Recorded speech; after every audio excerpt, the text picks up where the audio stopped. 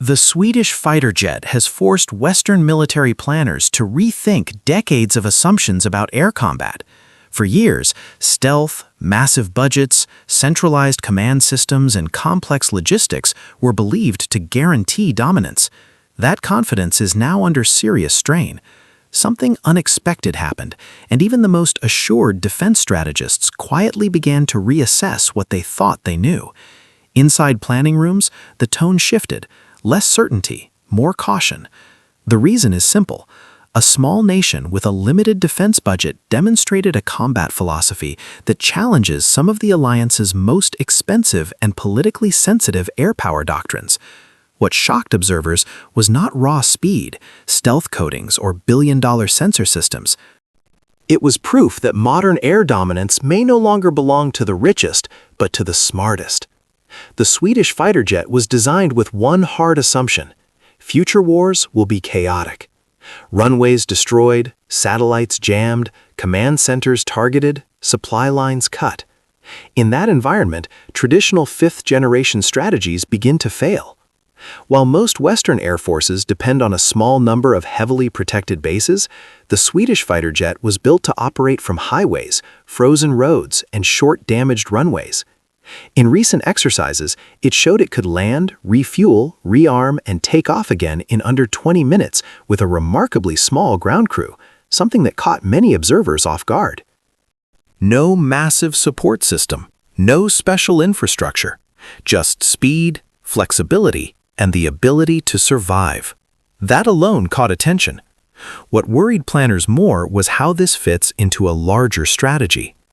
Instead of concentrating air power in a few vulnerable bases, the Gripen E spreads out. It can operate from many locations, keep moving, and follow no fixed pattern. This makes planning attacks extremely difficult because no one knows where it will be operating next.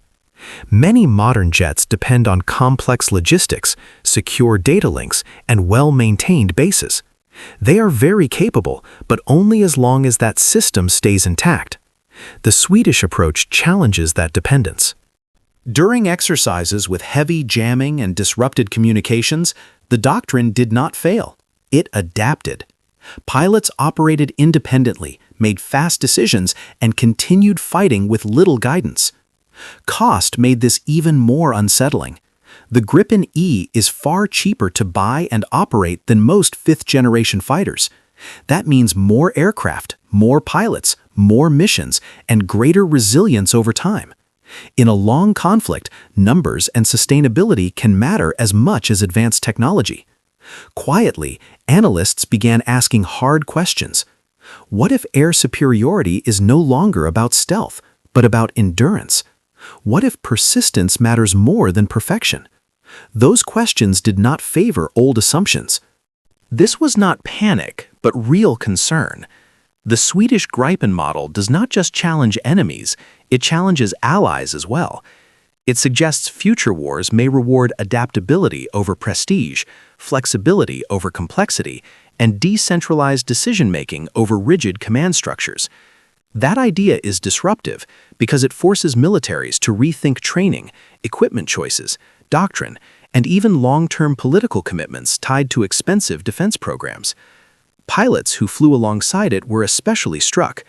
They described it as extremely practical and noted how quickly it returned to combat compared to heavier, more complex jets.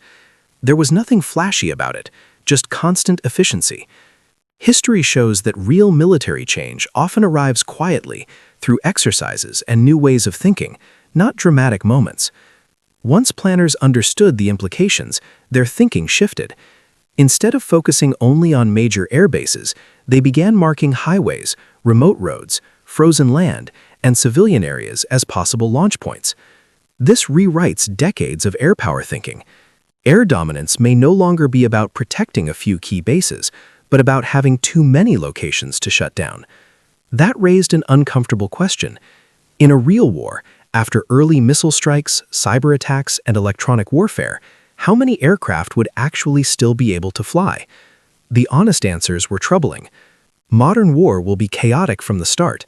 Any system that only works when everything goes right becomes a weakness. The Swedish concept accepts that reality and trains pilots to keep fighting even when things fall apart. The mindset behind the Gripen jet matters more than its technology. Many air forces train pilots to rely on constant data feeds. When those systems fail, effectiveness drops fast.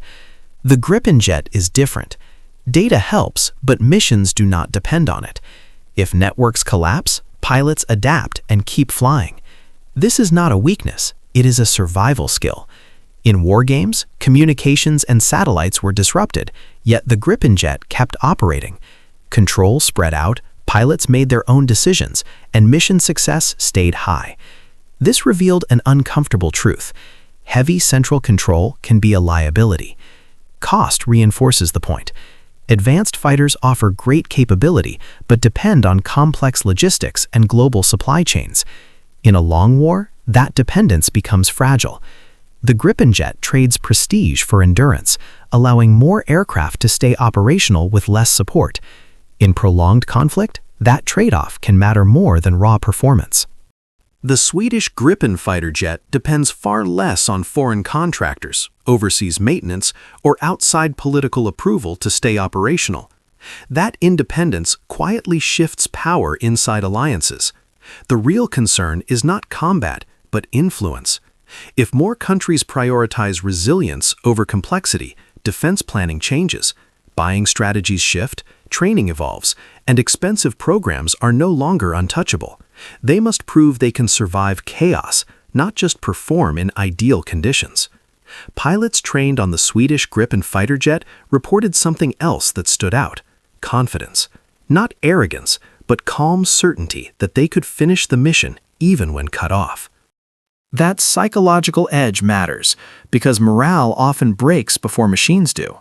Critics argue the Swedish Gripen fighter jet cannot match top stealth fighters in perfect conditions, and that is true. But future wars are unlikely to be perfect.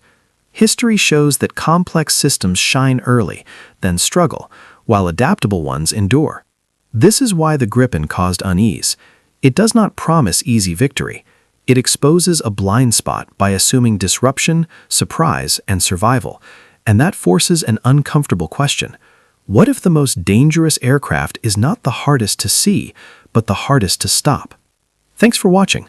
Follow viperJet Wings for sharp analysis, real-world air combat insight, and the future of military aviation.